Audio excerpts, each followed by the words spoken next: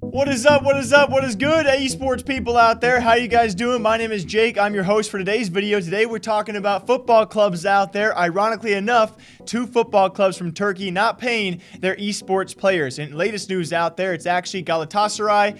If I got that right, please comment down below, because last time I talked about football clubs having esports teams, it's one of the hardest ones to pronounce. Galatasaray? Did I say it fast? Galatasaray? If I got it close, let me know in the comment section down below. But they actually become the second team out there, apparently not paying their esports team. First of all, we touched on this story, I think it was actually last month. Besiktas, also another football club over in Turkey who does have an esports team, or a couple esports teams, and apparently accused of not paying their players. It was actually Stratos Panda, otherwise known as Natalie, who brought us that first story.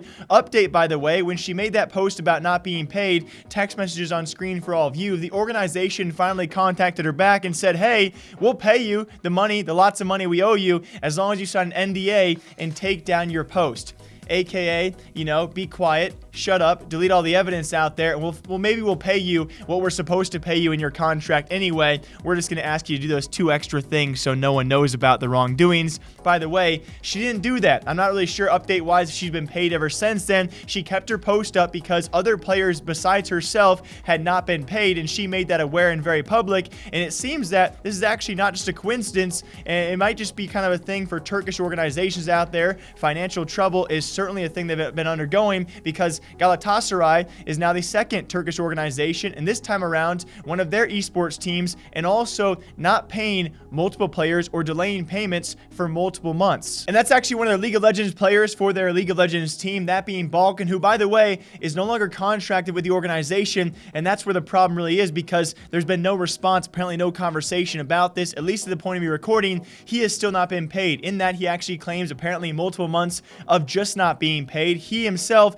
is not the only player on that roster to not be paid whatsoever. TCL has had their financial issues in League of Legends. This adds on to that, alongside Turkish football clubs not paying their esports teams. The list does continue of financial troubles. It seems to be a frequency over there for the way they run these football clubs, the way they actually operate their esports teams out there. They pay their football players probably plenty of money and can't, actually cough up any of that money when it comes to their esports players out there. And with that, when it comes to contracts, we've had now several players out there not being paid, and not much to do about this. It seems there is some sort of illegitimate contract, some sort of clause in the contract, if they can even uphold that, but they're getting away with not paying these players without any legal backlash. We look back to Stratos Panda, and apparently she said that she could not do anything, she could not fight this lawsuit-wise, and the organization knew that they had the leverage over her, which is a very scary thing. We look back even further to Besiktas, one of their CSGO female members. She also had delayed payments. She had to go public, very public in the CSGO scene,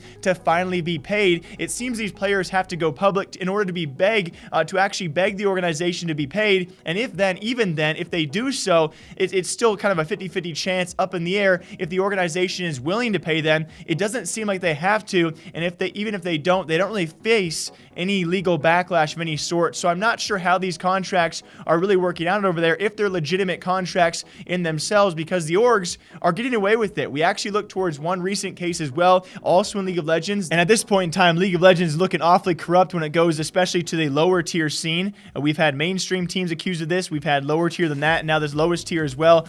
This is actually BBQ Oliver's another accusation, which is actually recently closed. One of their members, known as Malice, accused the organization of several things, one of them being delayed or 3 months of just not paying him. By the way, what they made him do, they made him go to the official offices, apologize for all the accusations he made. That was just so they would actually take the apology, allow him to leave. They terminated his contract, and he was still not paid for that 3 months. They just said, yeah, no, never mind. And so this is a very frequent occasion, not only with Turkish clubs, but apparently in League of Legends, and any organization not facing public backlash, or just not really fearing anything at all. It's crazy to see all the things that esports orgs get away with without ever really having to do anything about it. I don't know. All I can really do is bring it to light to all of you guys publicly here, and hope something does change. As always, hope you guys all enjoy breaking down gaming news here every single day, all day long. If there's a story you guys want me to cover, feel free to DM me on Twitter. Feel free to drop a comment down below. I will cover your story as soon as possible. Until next time, thank you all for watching. Take care. I'll see you guys back here sometime soon.